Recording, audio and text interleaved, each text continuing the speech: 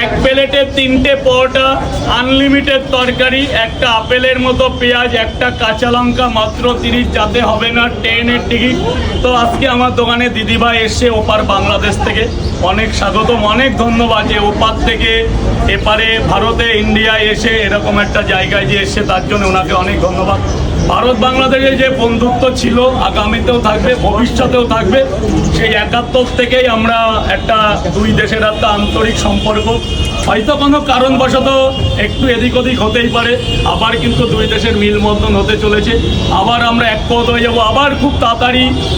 বাংলাদেশে বর্তমান প্রধানমন্ত্রী তারেক রহমান জয়যুক্ত হয়েছে, তাকেও ধন্যবাদ।